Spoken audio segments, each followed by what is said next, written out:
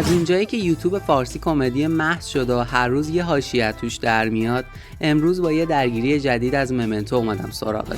سلام رفقا، حالتون چطوره؟ من پوریام. اگه از یوتیوب فارسی و اخبار حواشی خوشت میاد، سابسکرایب کانال و لایک این ویدیو یادت نره. پوست به.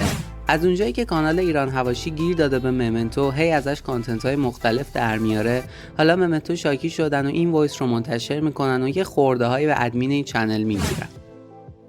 یه سلام میکنم به ادمین کانال ایران حواشی عزیز که داره درامای ما و اسکولا رو دنبال میکنه. من ازت خواهش میکنم تو ویدیوهای بعدی ما رو گذاشتی از خودت بگو، قربونت برم.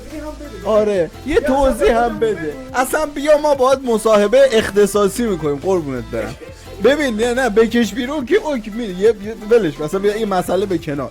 ببین داداش ادمین ایران حواشی عزیز، تو تامنیلات اینجوریه که ممنتو حروم خور، ممنتو دزدی کرده، ممنتو بعد تو ویدیو اینجوری نیست. بعد اینجوری تامنیل میزنی یه نفر کلیک نمیکنه، بیسمنت ذهنیش اینه که ممنتو دزد، ممنتو حروم خور. ببین قربونت برم عزیزم، خوشگلم، بیا ما باهات حرف میزنیم با هم دیگه، اصلا اختصاصی اوکیه. اونا میخوان از اسم ما بالا برن، بعد تو تنها کسی هستی که این وسط به اهداف اونا داری کمک میکنی، تغذیهشون میکنی. من مشکلی ندارم، کانتنتت هم باحاله، دنبال میکنم.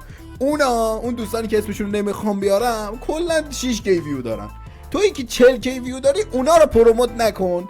هی دارن زجه میزنن. اصلا تنها دلیلی که هی اسم ممنتو رو میارن میخوان دراما کنن وجود کانال هایی مثل تو و ویویه که خودت میخوری. اونا رو ولشون کن، بیا من خودم هر سوالی داشتید جوابتو میدم. اینا رو اسمشون رو نیار. هر روز دهن ما رو سرویس کردن، یک سال هر غلطی میگه. آره خلاصه طبق وایسی که شنیدید ماجرا از این قراره که این دراما انگار ادامه داره. نظر شما چیه؟ حق با کیه این وسط؟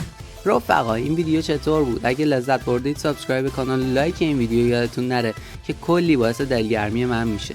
تا ویدیوهای بعدی، فعلا.